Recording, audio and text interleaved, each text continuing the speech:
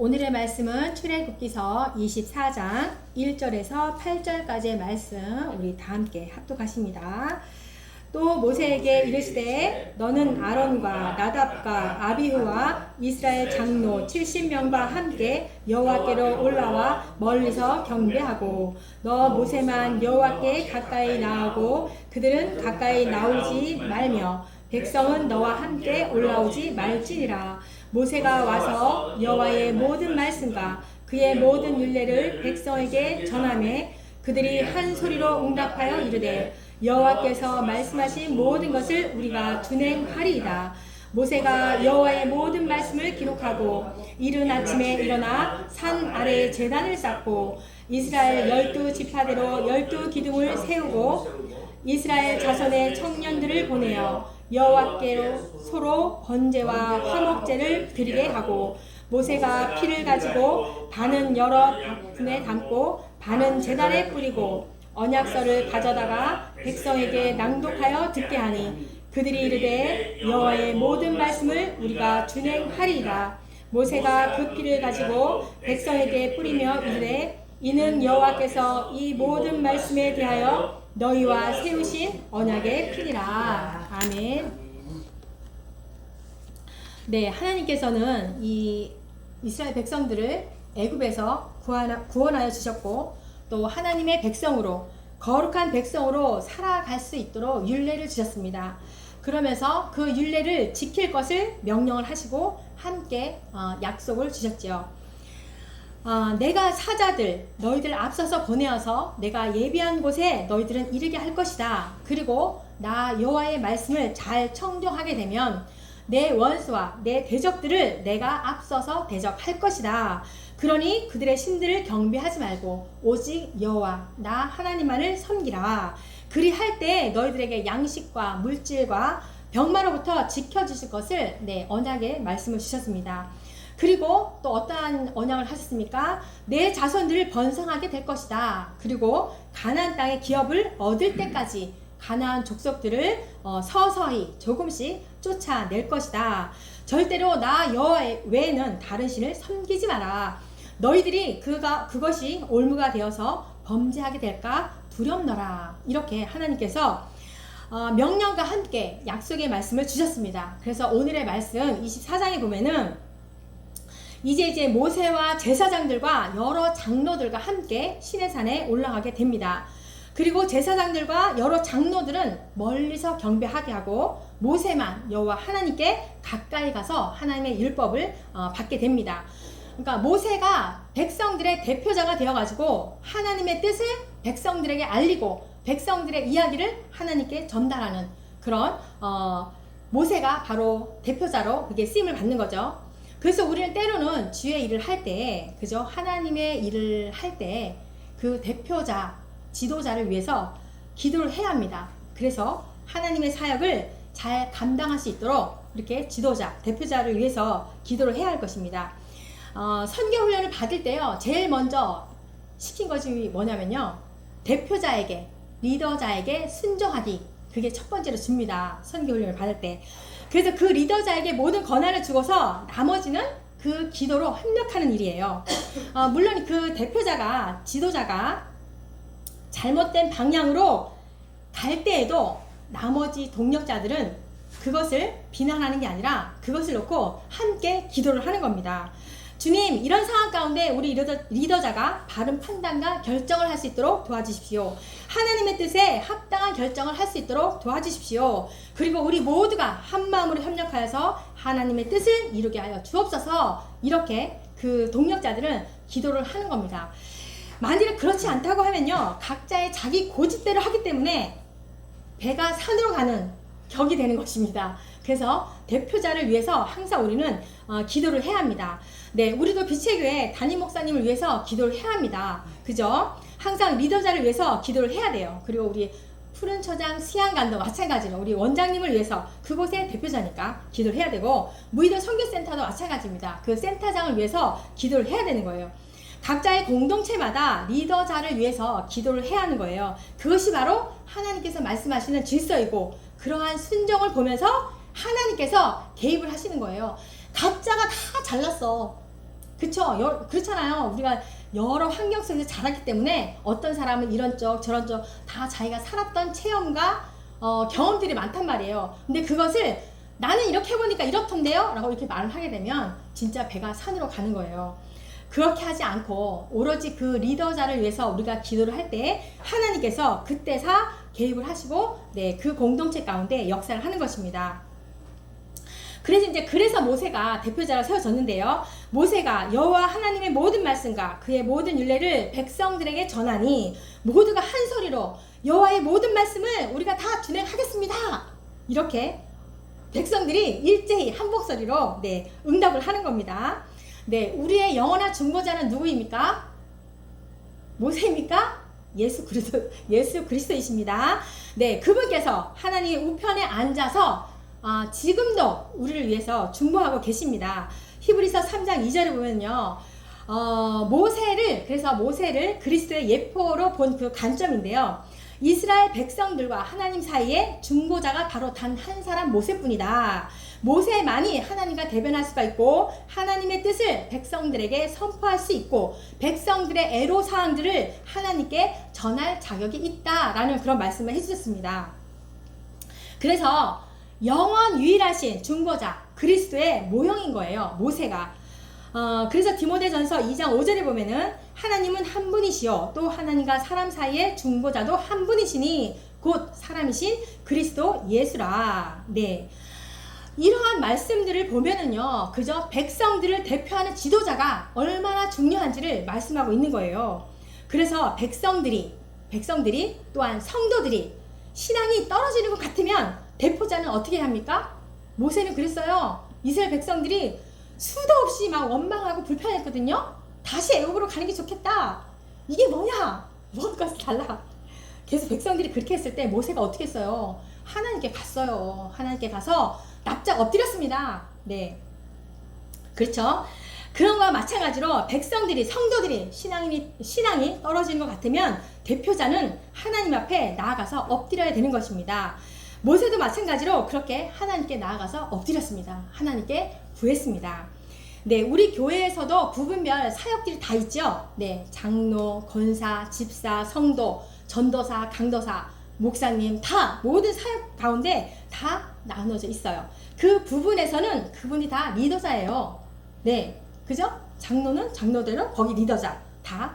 집사는 집사대로 그 부분에서 또 리더자. 그렇습니다.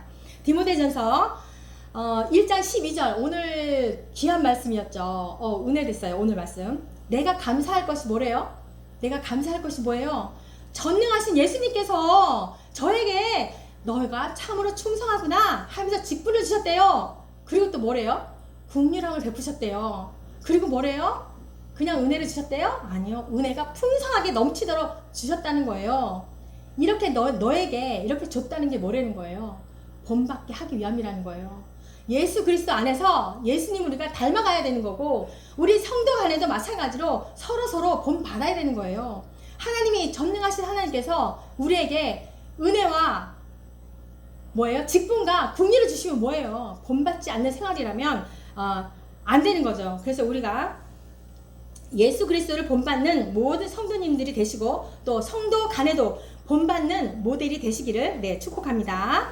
네, 고린도전서 9장 24절에 사도 바울이 이런 말씀을 하죠. 운동장에서 다름질하는 자들이 다 달릴지라도 오직 상을 받는 사람은 단 한 사람인 줄을 너희가 알지 못하느냐? 너희도 상을 받도록 이와 같이 다름질하라. 이러한 말씀도 사실은 우리 성도들에게 주는 귀한 말씀인 거예요. 이 세상이 어때요? 예수님을 믿지 않는 불신 세상을 향해서 우리는 어떤 자들인 거예요? 하나님 앞에 부름받은 영적 지도자예요. 우리는 영적인 대표자예요. 세상을 향해서. 그래서 우리는 세상을 향해서 원망하고 불평하는 거 아니라 그들을 위해서 우리는 하나님께 나아가서 기도를 해야 하는 것입니다. 네, 그래서 우리는 그랬죠. 나라가 곤란에 처해 있을 때 온 세상이 질병으로, 전쟁으로, 기근으로 그쵸? 고통받는 백성들을 위해서, 고아들을 위해서, 가부들을 위해서, 이들을 위해서 우리가 기도를 하지 않습니까? 그리고 우리의 반쪽 나라인 어디입니까? 북한 나라를 위해서, 북한 교회를 위해서 우리는 기도를 해야 합니다. 북한은 뭐야 이러면서 불평하는 것이 아니라 그저 북한을 위해서 하나님 그 나라의 백성들도 구원하여 주십시오. 이렇게 우리는 기도를 하는 것입니다. 그래서 우리는 전능하신 예수 그리스도께서 우리에게 충성되구나 이러면서 직분을 주셨고 국리를 베풀어 주셨고 은혜가 풍성하게 주셨기 때문에 우리는 그러한 자입니다. 그래서 그러한 권세를 가지고 우리는 이 세상 가운데 영적 지도자, 영적 대표자이기 때문에 하나님 앞으로 나아가서 기도할 수 있는 것입니다. 그런데 어떻습니까? 사단은 끝까지 우리를 방해하지 않습니까? 기도할 수 없게, 협력하지 않게, 사역할 수 없게, 예배드리지 못하도록 그렇게 방해를 합니다. 근데 우리는 어때요? 모르고 있나요? 알고 있어요. 사단이 우리를 방해하는구나 라는 것을 알고 있지 않습니까? 우리는 이러한 방해 요소들에 대해서 미리 알고 있기 때문에 꺾이지 않는 의지로 우리가 힘써서 이겨야 될 것입니다. 지지 마십시오. 네, 4절. 저는 가끔 넘어지기도 합니다. 근데 금방 일어섭니다. 네, 4절입니다. 모세가 여호와의 모든 말씀을 기록하고 산 아래에 제단을 쌓고 이스라엘 12지파대로 12기둥을 세우고. 모든 성경이 어떤 거예요? 하나님의 감동으로 기록된 거라고 했어요. 하나님의 말씀을 받아서 기록한 사람은 모세이지만 그것을 기록하고 역사하신 분은 바로 성령 하나님이셨어요. 그렇지 않습니까? 모세의 지식으로, 모세의 뜻으로, 모세가 가지고 있는 그 사상으로 기록한 것이 아니라 성령님의 그 초월적인 신비적인 권능과 지혜로 감동을 주셔가지고 오류가 하나도 없이 이 성경을 기록해 하신 것입니다. 그래서 우리는 이 성경을 거룩한 책, 하나님의 말씀으로 우리가 믿는 것입니다. 바로 이 성경 말씀, 하나님의 말씀을 믿는 것이 신앙의 기초거든요. 창세기 1장 1절, 저는 이 말씀 되게 좋아한다고 했죠. 예, 짧기도 하고 성경책의 맨 앞에 있기도 하고 아무튼 전체적인 걸 다 포괄하고 있는 것 같아서 저는 좋아합니다. 창세기 1장 1절, 태초에 하나님이 천지를 창조하시니라. 어떻습니까? 이 말씀이 그대로 믿어지십니까? 그대로 믿어지시는데 우리는 거룩한 백성으로서 어떻게 살아가야겠습니까? 그죠? 그리고 출애굽기서 19장에도 이런 말씀하지 않습니까? 너희는 내 소유가 되겠고 제사장 나라가 되겠고 거룩한 백성이 되도록 내가 할 것이다. 이렇게 말씀합니다. 그리고 내가 너희를 업어서 인도하였다. 이런 말씀을 통해서 우리가 믿어진다라고 한다면 어찌 살아야겠습니까? 구원의 백성으로 불러주심에 우리는 날마다 하나님 앞에 나아가서 감사해야 할 것입니다. 이것은요, 마치 이런 말씀이 하나님께서 그 율법을 주시면서 이렇게 해라 저렇게 해라 하지 마라 이런 걸 주니까 마치 막 열심히 사역하라는 것 같이, 아니에요. 열심히 무엇을 해라 이런 것이 아니에요. 오직 우리 안에 예수 그리스도가 내주하셔서 그분이 주시는 평안과 기쁨으로 살아가야 한다는 거예요. 내 안에 예수 그리스도 말미암아서 평안과 기쁨이 넘치면요 못할 것이 없지 않습니까? 그쵸?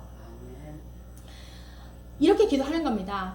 이 하나님의 말씀이 살아서 역사하여서 제게 역사하여 주옵소서. 그 말씀을 통하여서 믿음으로 살아가게 하여 주옵소서. 이렇게 기도를 해야 할 것입니다. 얼마나 많습니까? 성경 66권.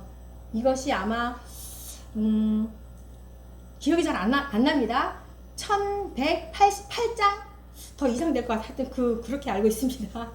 네, 우리에게는요 각자에게 은사를 다 주셨습니다.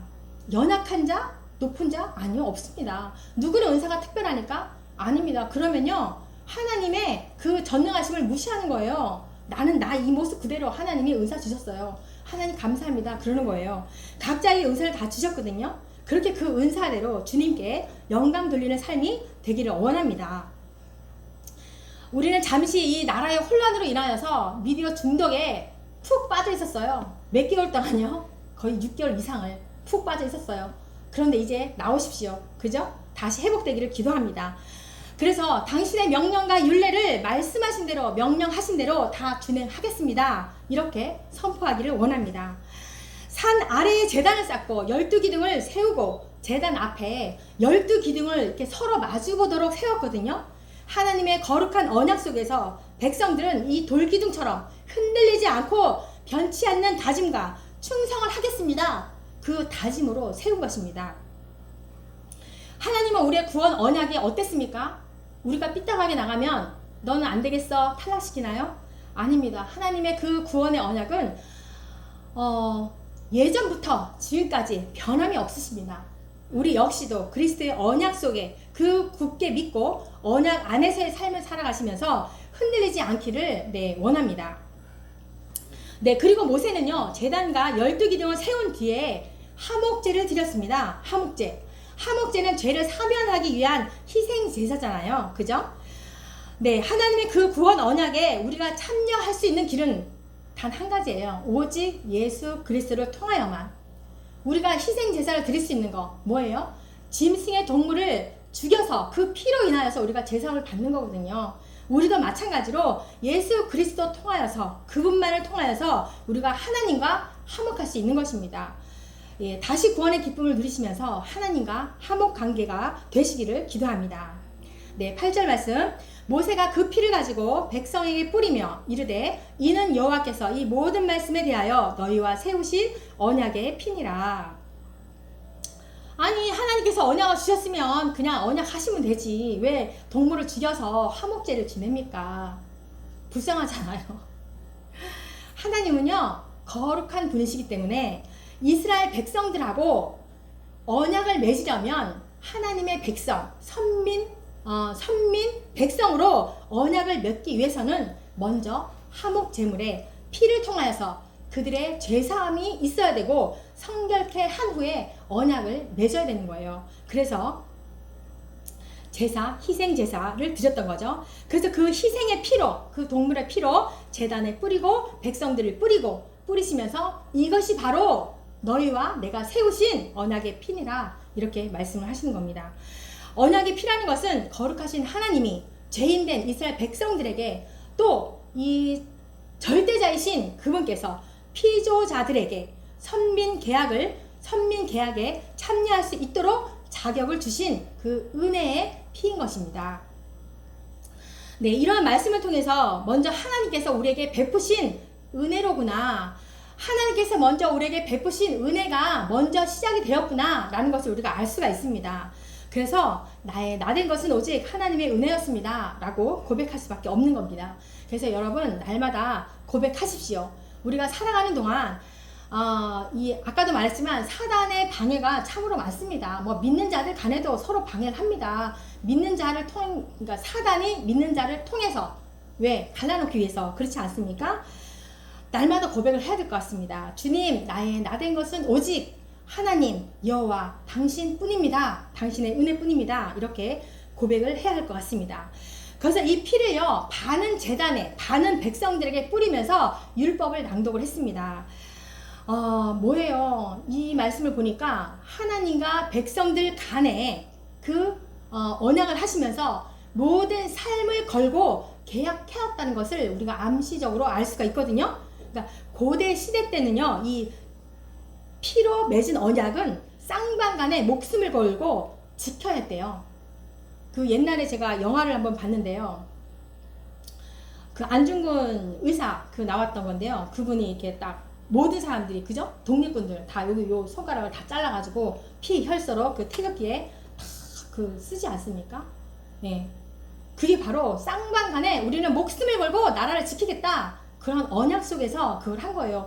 그거와 마찬가지로 하나님께서도 모든 삶을 걸고 백성과 하나님 간에 이 언약의 언약을 하셨다는 거예요. 뭐예요? 하나님은 당신의 아들, 독생자, 예수 그리스도의 희생의 피를 걸고 성도들을 구원해 주시기로 언약을 하신 겁니다. 누가복음 22장 20절입니다. 이 자는 내 피로 세우는 새 언약이니 곧 너희를 위하여 굳는 것이라. 이렇게 하나님과 결혼한 백성들이 이 하나님과 언약을 했는데요. 그 언약을 저버리게 된다면 당연히 불행이 따르게 되는 거예요. 히브리서 10장 28절과 29절입니다.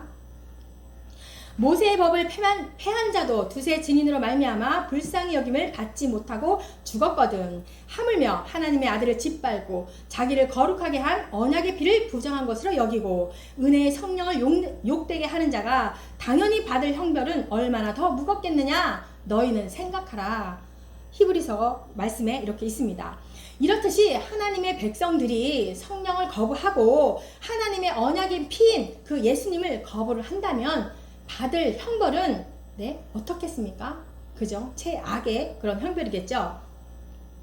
그래서 우리는 끊임없이 복음을 전하는 일을 쉬지 말아야 할 것입니다.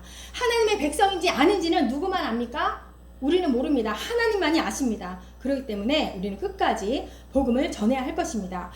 하나님의 독생자 아들의 피로 인하여서 구원받은 백성인 우리들은 하나님의 구원 계획에 함께 참여해서 협력하는 거예요. 그래서 우리의 모습을 통하여서 예수 그리스도가 드러났으면 좋겠습니다. 우리의 모습을 통해서 예수님이 나타났으면 좋겠어요. 그럼 우리가 굳이 예수님을 전하지 않아도 자동적으로 복음 전하는 일이 되고 전도하는 일이 될 것 같습니다. 잠언서 21장 2절입니다. 사람의 행위가 자기 보기에는 모두 정직하여도 여호와는 마음을 감찰하시느니라. 하나님께서는요 다 보신대요. 우리의 생각에서는 나는 옳은 행동인데 라고 하지만 아니요, 하나님께서는 그 마음 가운데 다 감찰하신대요. 너가 선이냐 너가 악이냐를 감찰하신다는 거예요.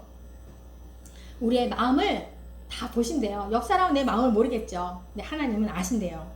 그래서 우리의 모습 속에서 예수님이 드러나고 온전히 하나님께 영광만 돌려드리는 삶이 되시기를 축복합니다.